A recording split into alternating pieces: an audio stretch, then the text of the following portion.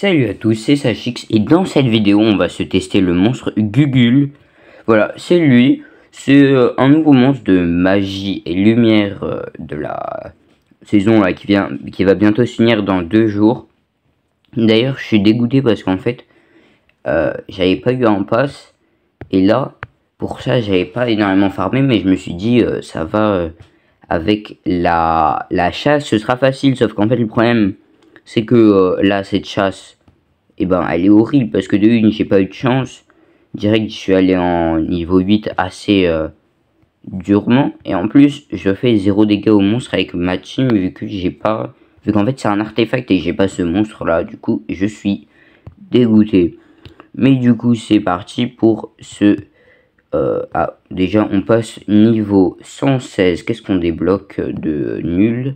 300 hectares pour 250 gemmes, c'est totalement pourri, je sais pas pourquoi ils font cette arnaque. Mais du coup Gugul, on va le placer directement ici, n'importe. Alors voilà son œuf, sa version enfant et sa version adulte, enfin plutôt vieux. Son ulti, il fait un totem qui regarde et qui fait une attaque, je sais pas ce que ça fait. C'est le monstre 1202, il va avec Baba Bachir et Jumbané, mais je crois que c'est le moins bon. Et voilà Gugul, du coup on va se le monter niveau 100.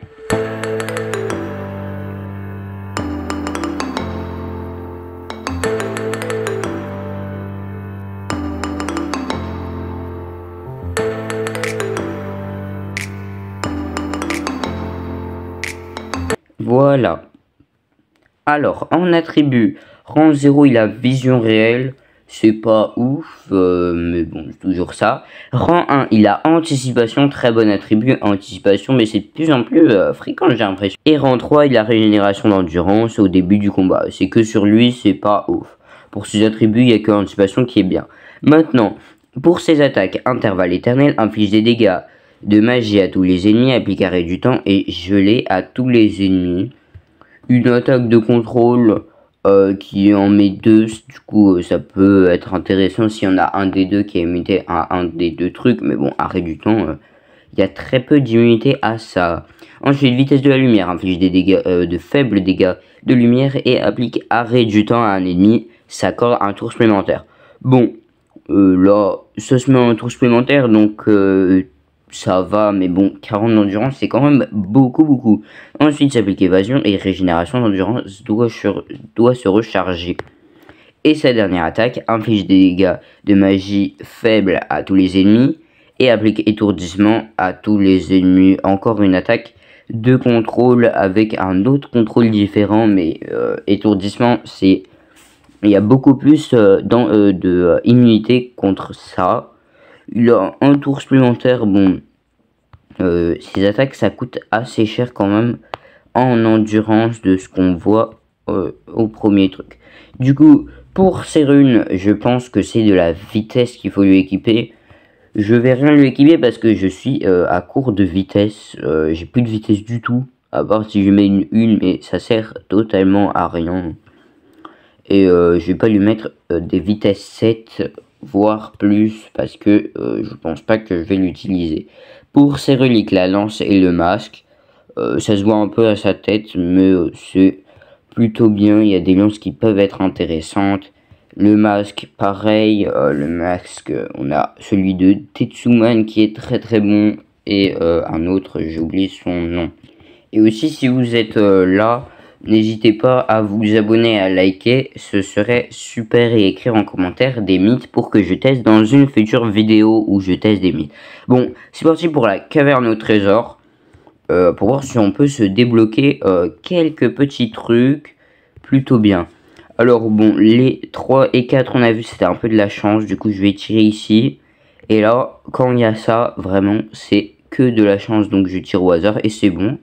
Alors du coup, une fois qu'on passe ici, le 5, qu'est-ce que je vais faire? Je vais taper un peu au pif, voilà. Le 6, on tape sur le 3e, on est bon. Ensuite, le 7e, c'est obligé de perdre, donc on tape sur le 2e, on gemme. Ensuite, on tape sur le 3e, c'est la même chose. Ensuite le 8e on tape sur le 2e. Ça change pas grand chose, mais bon, pour le 9e du coup on tape sur le 3e. Oula, ça arrive. Du coup pour le 10e on tape un peu au pif, c'est comme vous voulez. Moi je passe, ensuite je vais taper, je vais le taper sur le 3e. Voilà, ensuite ici c'est un peu de l'aléatoire, mais je vais le taper en haut à droite. J'espère que ça va passer, oui c'est bon. Ensuite pour le 13e, on va taper sur le 3e encore une fois. Et pour le 14e, je pense que je vais aussi taper sur le 13e et je perds. Alors, là, si vous voulez aller loin, quand vous perdez ici, je vous conseille d'arrêter. Du coup, c'est directement parti pour le tester dans la carte.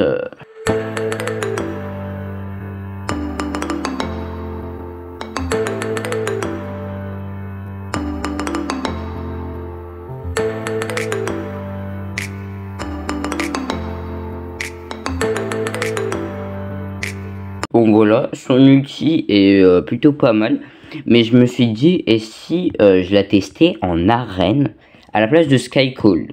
Du coup, c'est parti pour lancer le combat, et en fait je vais donner le tour à elle au lieu de le donner à l'Ernata. Mais bon, comme par hasard, je tombe sur une compo double évasion de zone Jimbane, qui est la pire de la planète. Voilà, on enlève évasion de zone à elle.